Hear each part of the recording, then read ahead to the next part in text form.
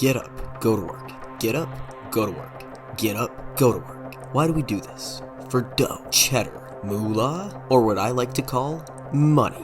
But what's better than working for your money? Winning it! The first game of this series is the $1 Million Pyramid. The game is based on the game show, you've guessed it, the $1 Million Pyramid.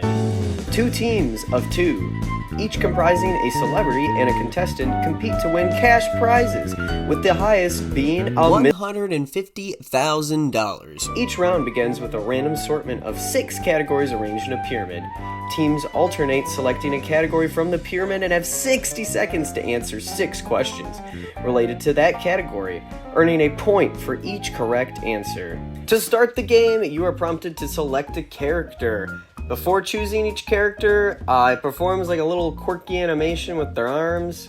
Perhaps they're stretching? I decided to pick this lady because if that isn't the best haircut, I don't know what is. Of course, the obvious name for her is Taffy. You cannot tell me that she does not look like a Taffy. There is a single player mode and a multiplayer mode. The single player mode is similar to a character style mode. It consists of 4 weeks with 5 days in each week. After defeating the competing team, you unlock the next day. Upon completing the 5th day, you unlock the next week. Each week, you are paired with a fictional celebrity. Week 1, Emily Long. Week 2, Lauren Stern. Week 3, Tyler Adams. And week 4, I have no idea, because I didn't even get this far. Unlike the game show, your celebrity teammates does all the hints, and you do all the guessing.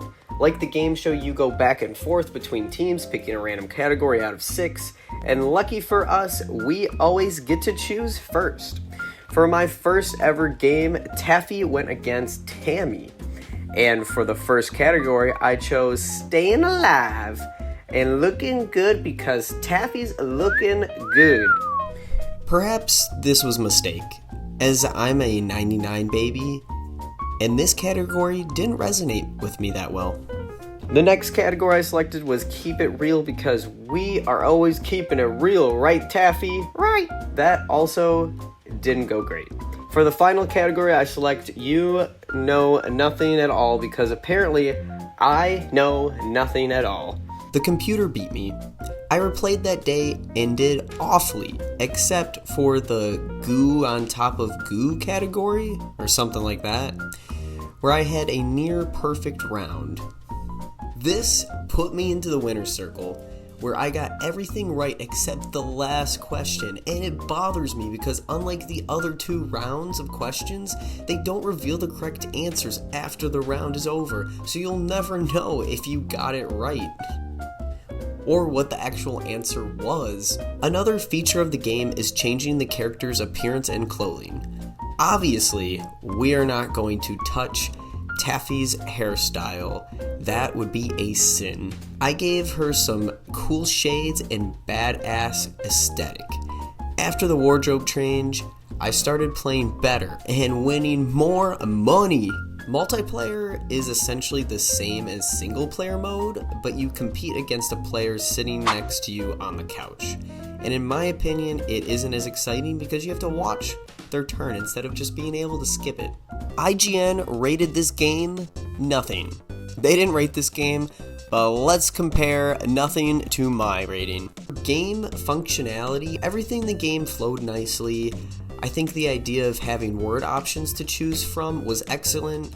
I also found that after entering 2 letters, the correct word consistently appeared in the list of 4 words, so based on that you could pretty much tell if you had the right word.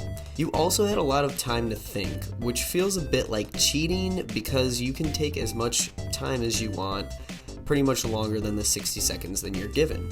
The game is simplistic, needing only title screen selections and guess entries, but it did just that. Overall, the game's functionality was well constructed, and that's why I'm giving the game functionality a 3 out of 3 rating. Player experience. I had fun for the first few games. The game is essentially catchphrase, but with only guessing and against a computer instead of an alive person. It's missing the aspect of asking the questions, which is kind of a key part of the game show. Multiplayer mode isn't any better, it's the same as single player mode except you can't skip the other player's turn.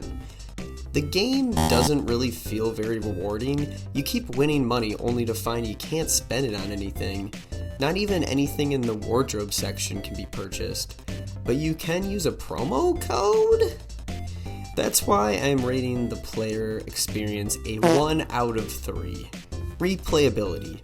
The game is very repetitive. If you're simply looking to guess what something is based on a description or given words, then you're in luck. That's exactly what this game is. Aside from modifying your character, that's all there really is to it. Although I will add that I have not encountered any category repeats.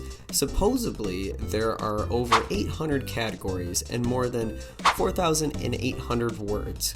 So kudos to them for at least including a decent amount of categories. Unless you're trying to practice for a live game show, I promise you, you will not play the game long enough to experience all 800 categories.